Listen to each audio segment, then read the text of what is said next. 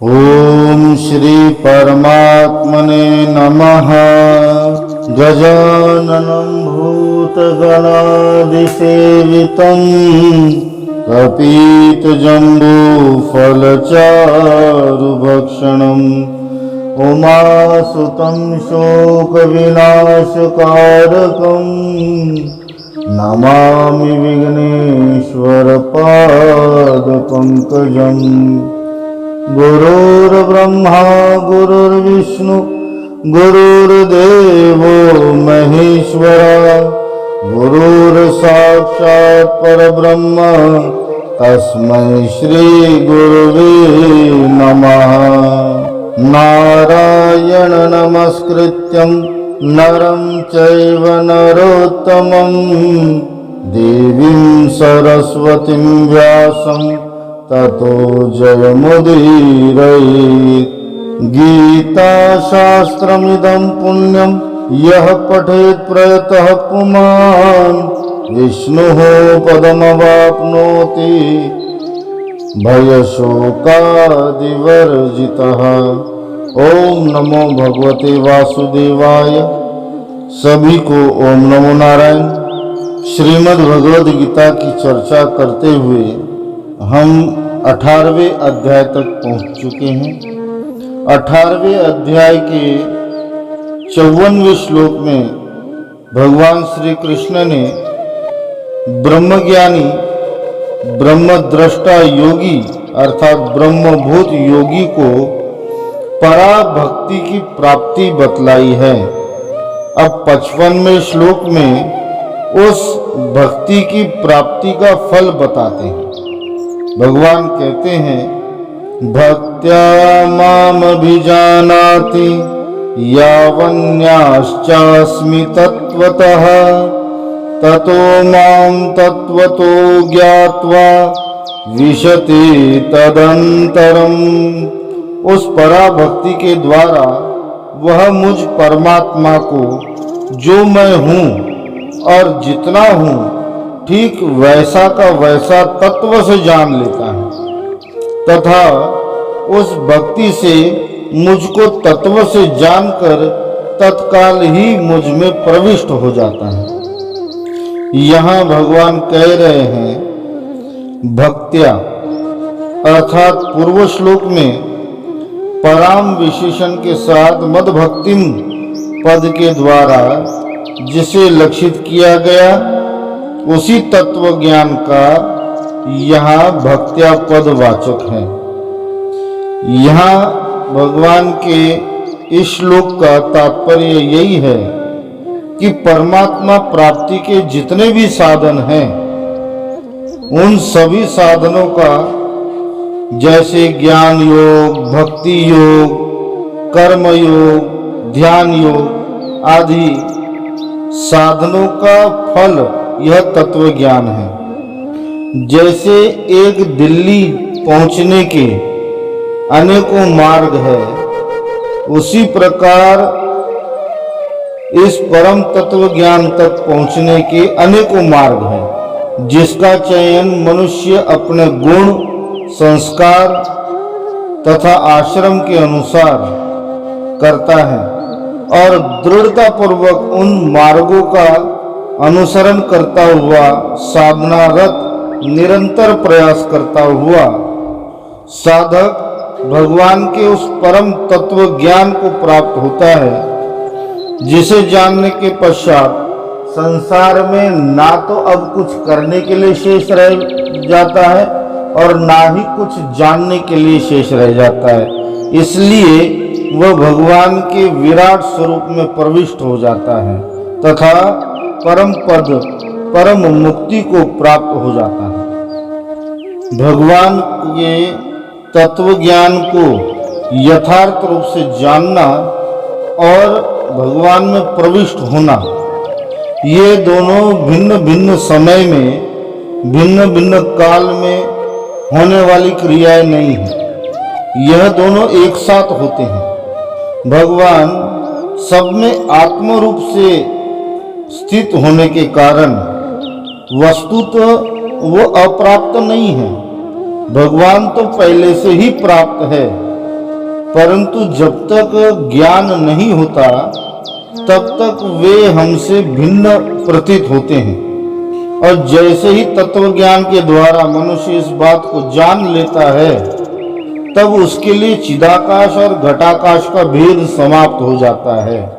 इसलिए भगवान यहाँ कहते हैं कि वह तत्काल ही परब्रह्म परमात्मा में प्रविष्ट हो जाता है। 18वें अध्याय में यहाँ तक भगवान ने कर्मयोग और संन्यास योग ये दोनों तत्व अलग अलग समझाए हैं। अब दोनों में से अर्जुन के लिए कौन सा साधन श्रेयस्कर है, दोनों में से कौन सा साधन अर्जुन के लिए नियत कर्म है, कर्तव्य है, इस बात का भगवान वर्णन करते हैं।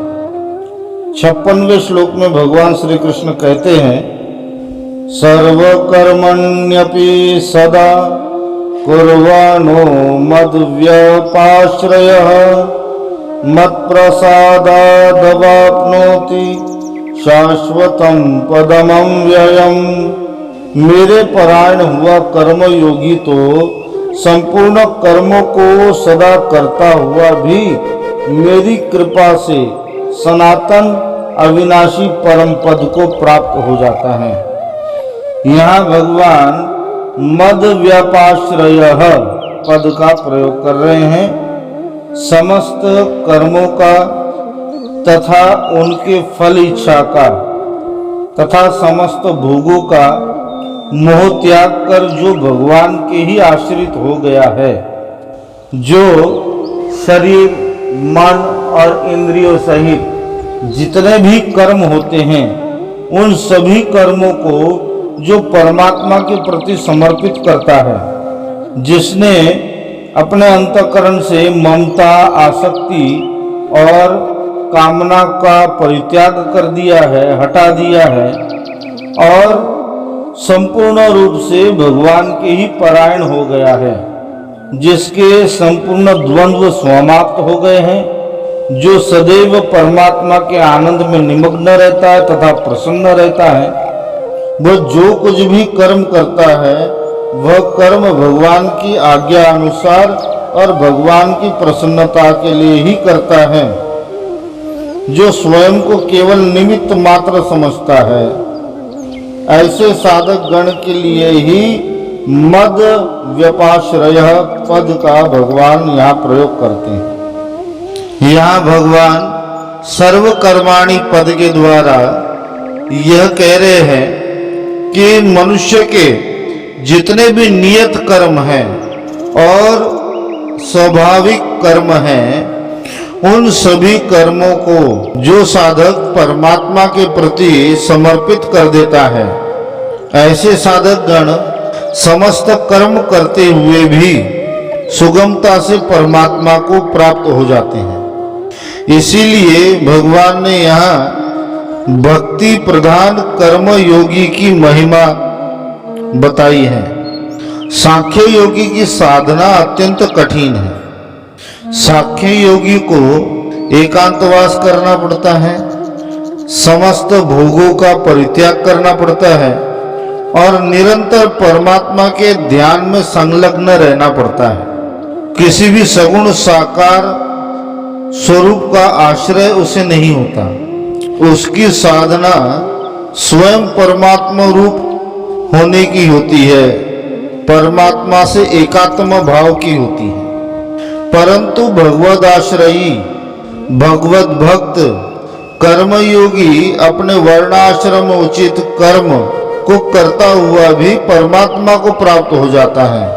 सांख्य योग के फल और कर्म योग के फल दोनों के फल में तनिक भी भेद नहीं है।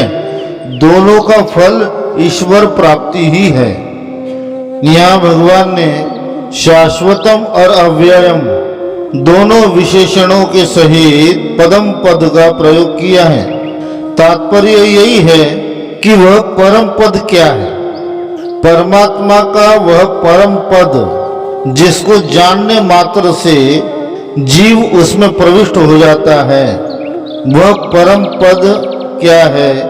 तो भगवान कहते शाश्वतम और अव्ययम अर्थात जो सदा से है, सदा रहता है और आगे भी रहेगा, जिसका कभी अभाव नहीं होता, उस सच्चिदानंद घन पूर्ण ब्रह्म परमात्मा सर्वशक्तिमान सर्वाधार परमात्मा का ही वाचक है यहाँ पदम। परमात्मा प्राप्ति के सभी साधनों का यही परम लक्ष्य है। फिर वह भक्ति योग हो, कर्म योग हो, सांख्य योग हो, ध्यान योग हो, कोई भी साधन हो। या परम पद को दो विशेषणों के साथ कहा गया है, एक शाश्वतम और अव्ययम। या एक परम पद के लिए दो विशेषणों का प्रयोग करने का भगवान श्री कृष्ण का यही अभिप्राय है कि विभिन्न नामों से एक ही तत्व का वर्णन किया गया है। इस प्रकार भक्ति योग का आश्रय लेकर सच्चिदानंद घन परमेश्वर में प्रविष्ट हो जाना है, यही परम पद को प्राप्त हो जाना है। इस प्रकार भगवान ने भक्ति प्रदान कर्म योगी की महिमा का वर्णन किया है। अब भगवान अर्जुन को वैसे ही बनने की आज्ञा देते हैं। 57वें श्लोक में भगवान कहते हैं, चेतसा सर्व कर्माणि मयि संन्यास्य मत्परः बुद्धि योग मुपाश्रित्य मच्चित्तः सततम भवः। सब कर्मों को मन से मुझ में अर्पण करके तथा समबुद्धि रूप योग को अवलंबन करके मेरे परायण और निरंतर तू मुझ में चित्त वाला हो। यहाँ भगवान श्री कृष्ण अर्जुन को आज्ञा कर रहे हैं कि हे अर्जुन, मन, इंद्रिय और शरीर तथा उन सबके द्वारा किए जाने वाले कर्मों को तथा संसार के समस्त भौतिक पदार्थों को जो तुम्हें प्राप्त है, उन सबको भगवान का ही समझकर जड़ चेतन भौतिक सब वस्तुओं में ममता, आसक्ति और कामना का सर्वथा त्याग करके अपने कर्तव्य को इसी भावना के साथ करना चाहिए कि भगवान की ही आज्ञा के अनुसार तथा भगवान की ही प्रेरणा से जैसे भगवान करा रहे हैं वैसे ही मैं निमित्त मात्र बनकर उन सारे कर्मों को कर रहा हूँ। मेरे ये संपूर्ण कर्म परमात्मा के प्रति अर्पण है। इसी प्रकार भक्ति योग के साधक को समस्त कर्मों को मन से भगवान में अर्पण कर देना है। और ऐसा करने के लिए अर्जुन को भगवान श्री कृष्ण यहाँ स्पष्ट रूप से आज्ञा भी दे रहे हैं। यहाँ भगवान श्री कृष्ण अर्जुन को कहते हैं कि तू मेरे परायण हो जा। भगवान के परायण होना अर्थात भगवान को ही अपना परम लक्ष्य, परम प्राप्य मानना, परम गति, परम हितैषी, परम प्रिय और परम आधार मानना तथा विधि के विधान तथा प्रारब्ध अनुसार जो कुछ भी प्राप्त हो रहा है उसी में संतुष्ट रहना और भगवत प्राप्ति के साधनों में तत्परता से लगे रहना, यही भगवान के परायण होना है। भगवान श्री कृष्ण यहाँ अर्जुन को इसी भांति परमात्मा के परायण होने की आज्ञा कर रहे हैं। 58वें श्लोक में भगवान श्री कृष्ण कहते हैं, मच्चित्तः सर्व दुर्गाणि मत प्रसादात् तरिष्यसि अथ चेत्त्वम् अहंकारान् श्रोष्यसि विनिकंक्षसि। उपर्युक्त प्रकार से मुझ में चित्त वाला होकर तू मेरी कृपा से समस्त संकटों को अनायास ही प्राप्त कर जाएगा। और यदि अहंकार के कारण मेरे वचनों को न सुनेगा तो नष्ट हो जाएगा। अर्थात परमात्मा प्राप्ति के परमार्थ मार्ग से भ्रष्ट हो जाएगा। यहाँ भगवान का तात्पर्य यही है कि पूर्व श्लोक में कहे हुए प्रकार से समस्त कर्म हे अर्जुन तुम मुझ में अर्पण करके और मेरे परायण होकर निरंतर मुझ में मन लगा देने के बाद तुम्हें और कुछ भी नहीं करना पड़ेगा। मेरी दया के प्रभाव से अनायास ही तुम्हारे इस लोक और परलोक को समस्त दुख टल जाएंगे। तुम सब प्रकार के दुर्गुण और दुराचार से रहित होकर सदा के लिए जन्म मृत्यु रूप महान संकट से मुक्त हो जाओगे और मुझ नित्य आनंद घन परमेश्वर को प्राप्त कर लोगे। भगवान अर्जुन को भक्ति योग के मार्ग में प्रशस्त करने के लिए प्रेरित भी कर रहे हैं और साथ ही साथ जो भगवत वचनों में अश्रद्धा रखकर उनका पालन नहीं करते उनके लिए भगवान यहाँ चेतावनी भी दे रहे हैं कि मेरी आज्ञा का पालन ना करके अपनी मनमानी करोगे तो तुम नष्ट हो जाओगे। फिर इसके पश्चात ना तो तुम इस लोक और या परलोक में कहीं भी वास्तविक सुख और शांति नहीं मिलेगी और तुम अपने कर्तव्यों से हटकर भ्रष्ट होकर वर्तमान स्थिति में गिर जाओगे। यह बात थोड़े में पूर्व में भी चौथे अध्याय के 3 श्लोक में तथा 9वें अध्याय के 31वें श्लोक में भगवान कहते हैं कि जो मेरे परम भक्त है उनका कभी पतन नहीं होता। यहाँ भगवान ने जो कहा कि अहंकारवश भगवान की आज्ञा को ना मानने से नष्ट हो जाने की बात जो भगवान ने कही है उसी बात की पुष्टि करने के लिए अब भगवान 2 श्लोकों के द्वारा अर्जुन की मान्यता में दोष दिखलाते हैं। 59वें श्लोक में भगवान कहते हैं यद अहंकार माश्रित्य न योत्स्य इति मन्यसे मिथ्यैष व्यवसायस्ते प्रकृतिस्त्वां नियोक्ष्यति। जो तू अहंकार का आश्रय लेकर यह मान रहा है कि मैं युद्ध नहीं करूंगा, तेरा यह निश्चय मिथ्या है क्योंकि तेरा स्वभाव तुझे जबरदस्ती युद्ध में लगा देगा। अर्जुन जन्मजात क्षत्रिय हैं और क्षत्रिय बिना युद्ध के रह ही नहीं सकते। क्षत्रियों का परम धर्म देश की रक्षा तथा समाज की रक्षा में अपना बलिदान देना है। इसी बात को भगवान यहाँ कहते हैं कि हे अर्जुन, ये जो तू कह रहा है कि मैं युद्ध नहीं करूंगा, यदि अभी तू युद्ध को त्याग भी देगा तब भी जो तेरा स्वभाव ही युद्ध करने का है वह स्वभाव तुझे चैन से बैठने नहीं देगा। यहाँ प्रथम अध्याय में अर्जुन विषाद योग में अर्जुन ने युद्ध ना करने के अनेकों तर्क दिए।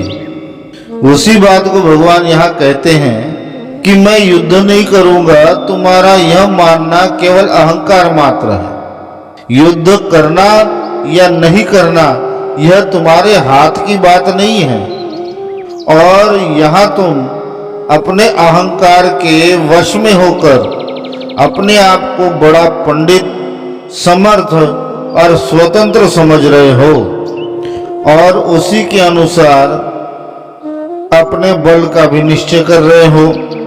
भगवान यही कहते हैं कि तेरा यह निश्चय मिथ्या है। यहाँ प्रकृति ही पद स्वभाव को ही लक्षित करके कहा गया है। तात्पर्य यही है कि विभिन्न प्रकार के मनुष्यों की विभिन्न प्रकार के कर्मों में प्रवृत्ति होती है।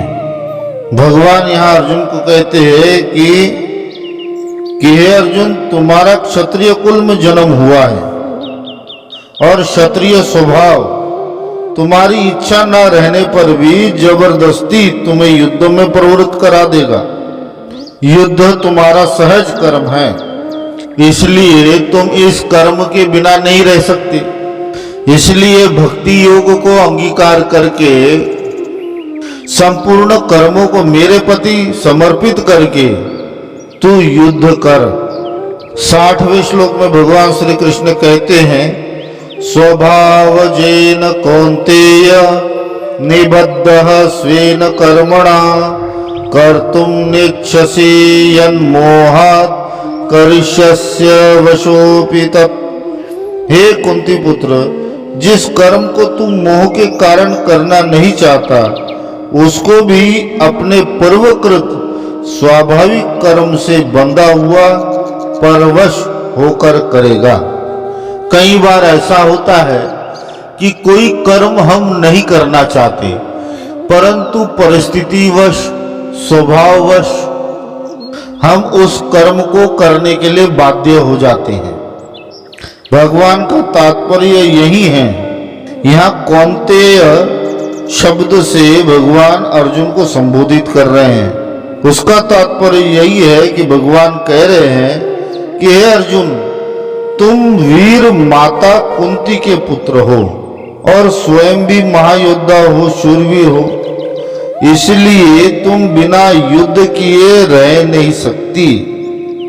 यहाँ सामने भले ही तुम्हारे अपने परिजन ही हैं जो तुम्हारे विरुद्ध इस युद्ध में युद्ध करने के लिए उपस्थित हुए। तुम्हारा कर्म ही युद्ध करना है, इसलिए युद्ध करना तुम्हारे लिए पाप कर्म नहीं है।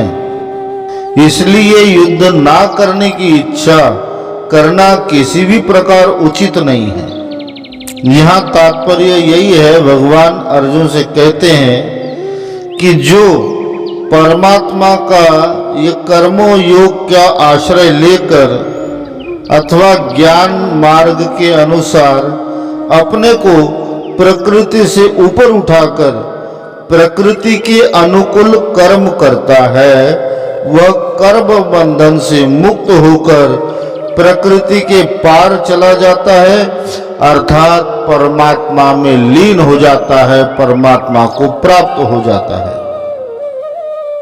आज के लिए इतना ही। ओम नमो भगवते वासुदेवाय। हरि ओम तत्सत, हरि ओम तत्सत, हरि ओम तत्सत।